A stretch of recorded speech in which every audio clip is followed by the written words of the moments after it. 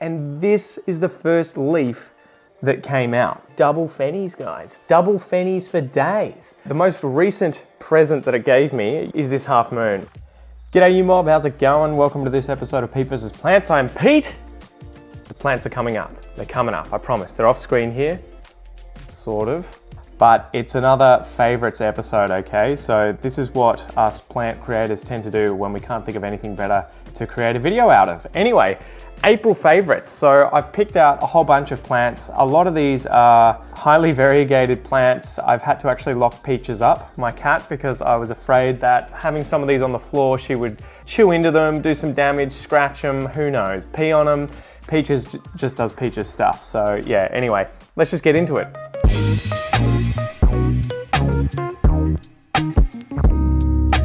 So number one, and this is probably the only one that I'm going to be able to fit into frame without having to take a big leap backwards, my mamei, Philodendron mamei. So I think I did a video on this guy a while back. If I did, I'll link it above.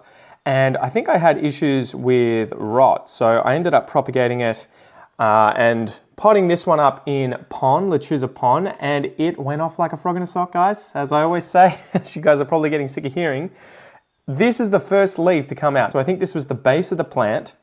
I chopped up everything. I propagated a whole bunch of it, but I put the base here. Yeah, in fact, I'm pretty sure that's what it was. The base, as you can see here, into pond. It didn't have any leaves. So I just made sure that there was a little bit of water in the reservoir, and then I just left it under a light. Within about a month, I started seeing movement and the little spike started coming up, and this is the first leaf that came out. Like, it's just perfect. It was better than any of the other leaves, bigger than any of the other leaves too, that were on the plant when it was going downhill. I just couldn't believe it. It's just ridiculous. It's massive. It's bigger than my head, and I've got a big head, literally and figuratively, guys. Yeah, the second leaf then came out. It was a little lackluster, a little smaller. It had spider mite issues. I gave it a spritzing to kill those, and I think it's okay now. I'm not 100% sure what's going on with this stuff around the edges. It could be edema from too much water. It wasn't getting enough light because I chucked it in the shower, into the naughty corner whilst it cleaned itself up and got rid of its pests.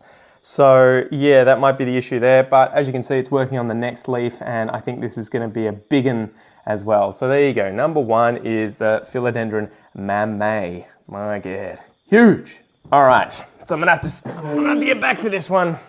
Number two is my Philodendron erubescens pink princess. I think I've said this a few times, but I want to nickname this one whale meat because it has such good marbling and is so dark with this light pink blotchiness all over it. Strangely enough, I'm not sure what happened here, but part of the leaf here actually decided to sort of up and cark it. I think that's just chlorosis. This isn't actually near any light, so I don't think it's burned because, as you can see, it's at the bottom of the plant. So I'm not 100% sure what happened there, but it kind of just started and then stopped. So yeah, live and learn. Anyway, the reason I want to call it whale meat is because whales have really dark muscle, and they have fat interspersed in the muscle like this as well. The reason they have dark muscle, for those of you who aren't into whale biology, is because they have such densely packed in hemoglobin, which is the protein that holds onto oxygen and moves it around the body, that when they dive, they can hold their breath for ages because they've got so much oxygen stored in their muscles. So that's how they dive for sometimes hours, right? Sperm whales can dive for hours at a time, and a big part of that, if not the whole reason, is they can store the oxygen in their hemoglobin in their muscles. So anyway, this is not yet on a pole. I think I bought it when it was about this high, and it was a pretty penny. To get these types, guys, these really marbled ones, and sometimes people use the informal kind of like marbled pink princess or whatever. What they're really trying to get across, because it's not an official name, is just that the variegation is somewhat stable. So you'll see on every single leaf on this plant, it has a lot of variegation. To get it though, you have to pay through the nose, and half this plant cost me 250 Australian dollars. So yeah, it was a pretty penny, but I knew that one, it was going to look stunning, and two, I would probably chop it up and sell a bunch of these in the future. So, to get my money back, all I would have to do is chop off 5 of these leaves, root them, and then sell them for 50 bucks a piece to you guys so that you'd hopefully get a deal. And she's paid for herself. The thing that's really astonishing that I mentioned in a previous video that I didn't understand was the sheaths were on the petioles like this down below. And then I think the next leaf up, you'll see here there's no sheath. So it was cataphilic growth from like here upwards. Editor Pete here. Another really cool thing that I just noticed whilst editing this is that if you look at that node that has the leaf coming out with the petiole, you'll see that on the opposite side of the same node there's a second leaf. So 2 leaves came out of the same node. I've seen this a few times in my philodendrons, and I think that this happens at the point that they transition from, I don't know if you would say petiolic growth to cataphilic growth. Pretty cool, huh? Here's the sheath on the petiole when you have the inchworming issues. And then every single leaf further up, you can probably see the cataphyll that hasn't dried up quite yet here. It's been cataphilic growth. And I think this is just a maturity thing on all philodendrons. The larger they get, there's a certain point, a threshold that they get to where they transition from doing the inchworming stuff out of the leaf sheaths, and they go to the cataphilic growth. And yeah, this thing has been growing like crazy. And the most recent present that it gave me, you guys on Instagram will have seen if you follow me there, is this half moon, which blew my mind. I couldn't believe it. But this isn't even hardened off, and it's already working on the next leaf. So yeah, there's something to be said about lashing out a bit of extra money on a plant that if you're really passionate about it and love it. I really wanted one of these that was going to look beautiful. There's something to be said about lashing out a bit on a more mature plant and a better quality one too, if you can afford it and can justify it. But yeah, I'm definitely proud of this purchase.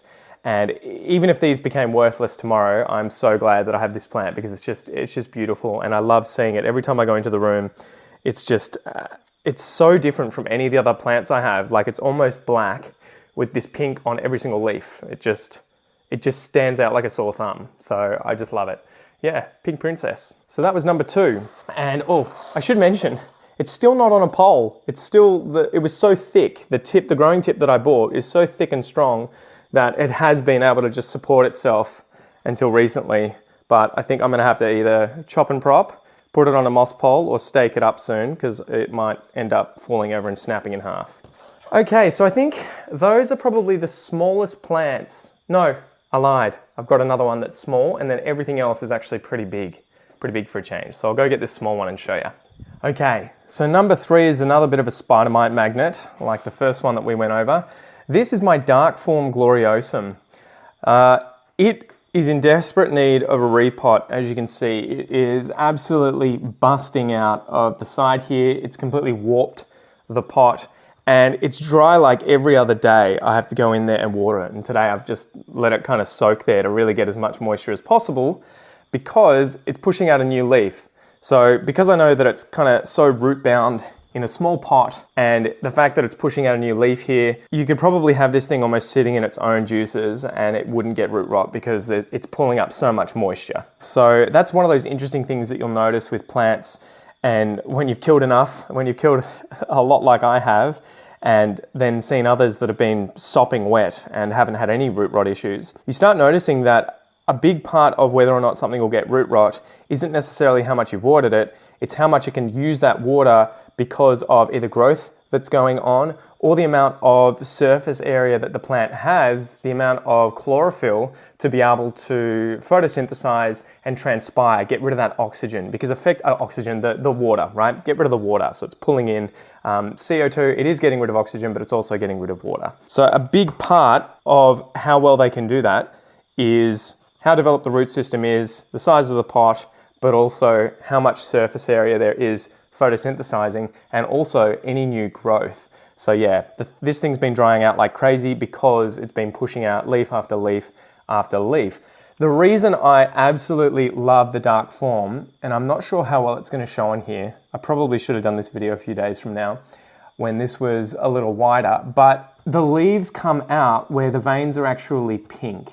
It's kind of hard to see, but they're like this light pink color. You may be able to see a little better on the back. Yeah, there you go. You can probably see a little better on the back. They come out this light pink color, and you can also see, check out this bit of spot variegation there. How cool is that? But yeah, they come out the light pink color, they slowly go white, and this dark form, obviously, as the name suggests, goes darker and darker and darker. So yeah, I am so glad that I got this plant a few months ago. I think it was actually quite tiny. I think when I got it, this was the biggest leaf, and you can see it's had some spider mite issues.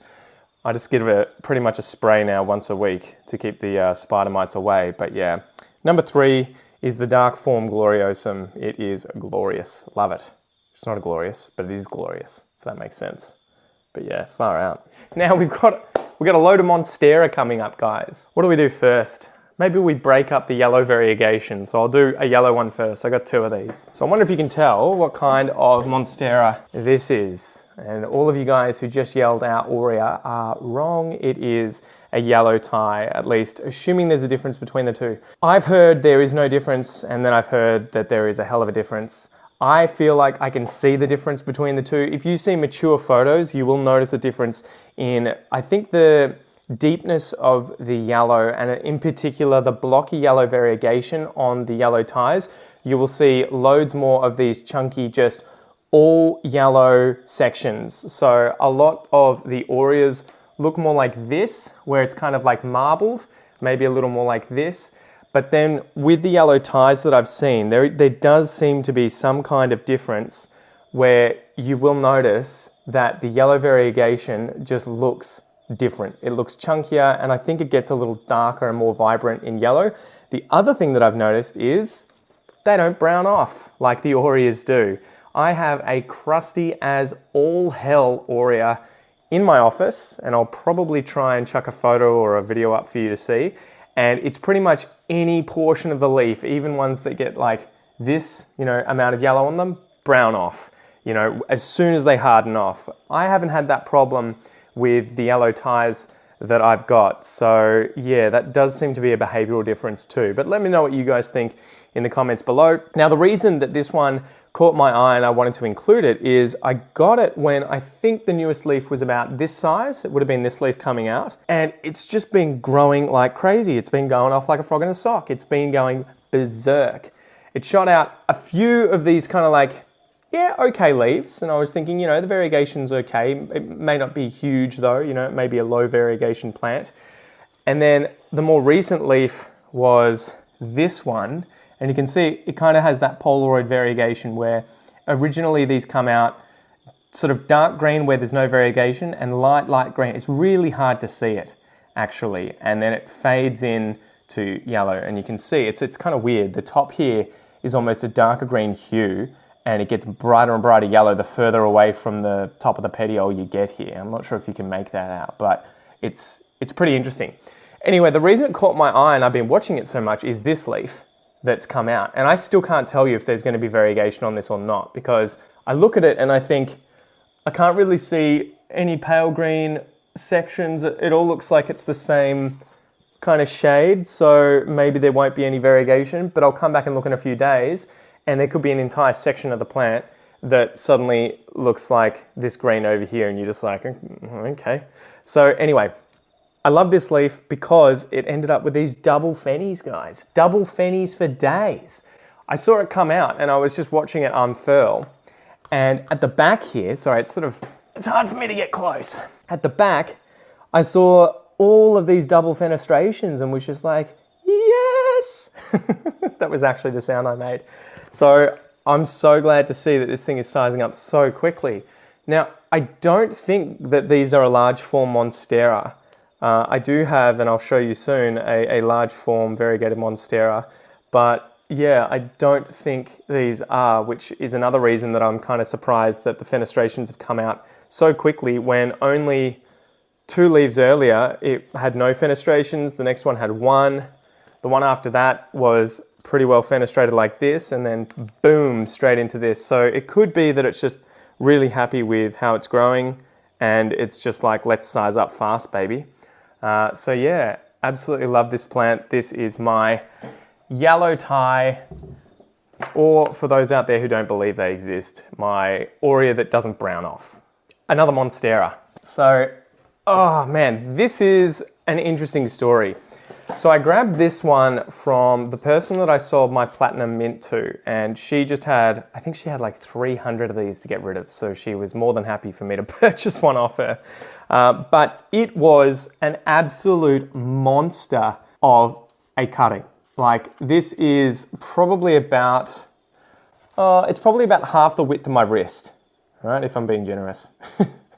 And so I was amazed. I was like, hell yes, I want this. It's going to size up so fast. Anyway, it took quite a while, but eventually it sent out some growth here. And I was kind of packing my dacks. I was kind of pooping myself thinking, oh my God, it's going to be all white, because the section of the stem that it came out of, you can probably see how much of this is just white variegation all the way up the back here. So I was like, oh God, you know, what's going to happen? Oh, sorry, on the previous leaf, it was the same deal. Anyway, it sent this guy out, and it's a similar story to what I just showed you.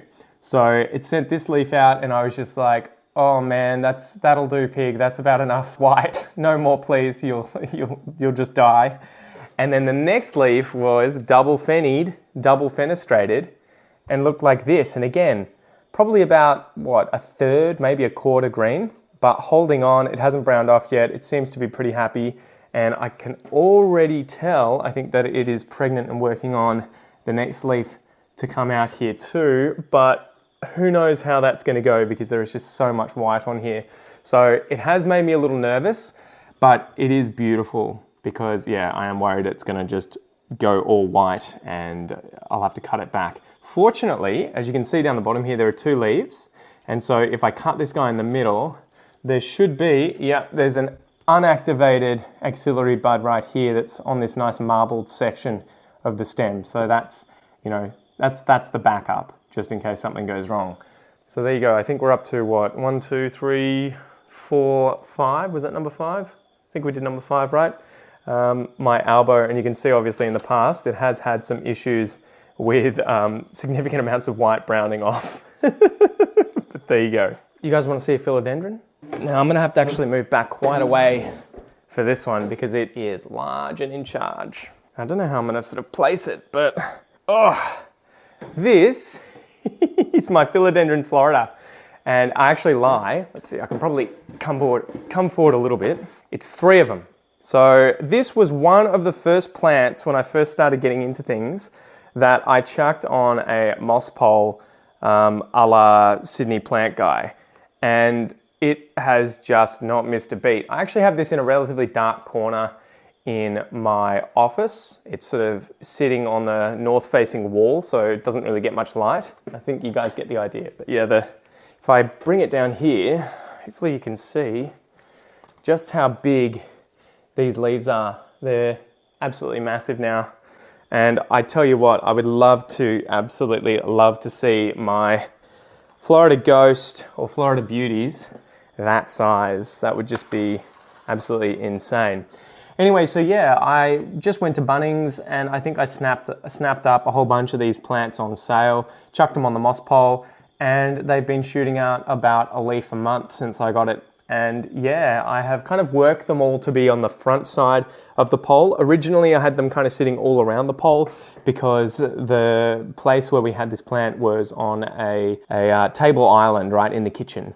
And that was fine whilst it was small and sort of, you know, about this width.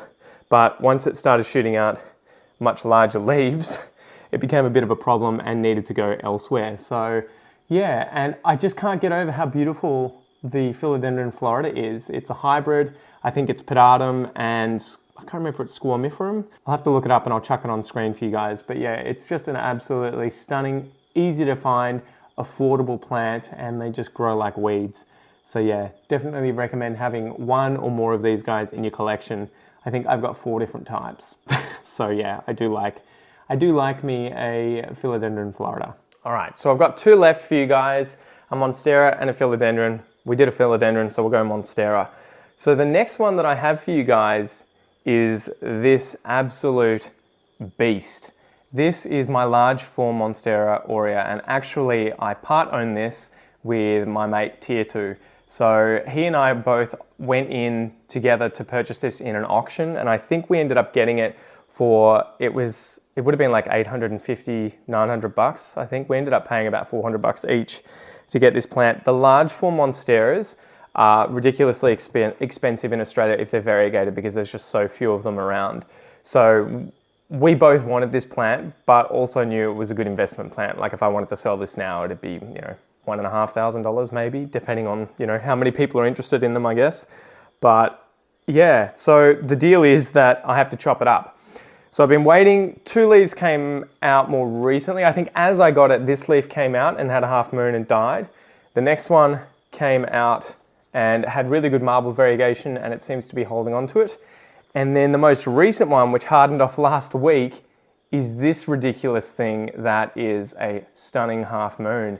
I'm not sure if it is going to completely harden off to complete yellow, or if that half moon is the light green variegation. I'm praying that it is going to stay like this because it won't brown off if that's the case. Whereas if it does harden off to bright yellow, I'm almost certain that that entire side of the leaf will just die and brown off within a few weeks. So yeah, I have to chop this up at some point. I'm kind of waiting for it to root well. You'll see that there's a little bud coming out here. Once that root has come out and rooted really well, I'll probably chop this up and then give Tier 2 his half of the plant, whichever half he decides that he wants to keep, the rootstock or the tip cutting. I'd love to keep the tip cutting because I know it's going to size up really quickly. And I think, if you could get these things with double fenestrations, triple fenestrations, quadruple fenestrations, and like 2, 3, 4 times the size of this, it would just be tits. It would just be the bomb, right? It would just be sensational. So yeah, there you go. That's the large form. And the interesting thing about this guy is that compared to the yellow tie that I showed you, this guy's had fenestrated leaves for ages and ages and ages. And even this most recent leaf, which is absolutely massive, doesn't have double fenestrations on it yet. So I would bet money on the next one coming out being double fenestrated, but it's interesting how the plant somehow decides when and when not to do it.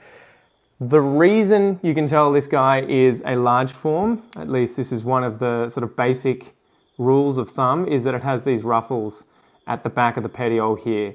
And I believe that these ruffles are used to help position the leaf and hold it up so that it can turn and face and have a bit of rigidity when moving around and trying to face the sun to maximally photosynthesize. So there you go. One left, guys. Okay, so this one comes with quite an interesting story. Recently, I went to Roraima Nursery in Geelong, outside of Geelong, in Lara. And it turns out that one of the guys that I had bought some cacti from works there. And he walked past and was like, "Are you Pete?" Because I'd only spoken to him on the internet. Anyway, we got to know one another and he was like, "Mate, there's heaps of amazing stuff out the back that they're getting ready to sell. Did you want me to show you some of it?" And he was like, "I've got this weird aeroid philodendron thing that's variegated and we don't know what it is. Can you have a look at it?" And so I was like, "You piqued my interest. Give us a look. Give us a squiz." Anyway, so he pulls out this thing and I was just like gobsmacked. Absolutely gobsmacked at the size of it.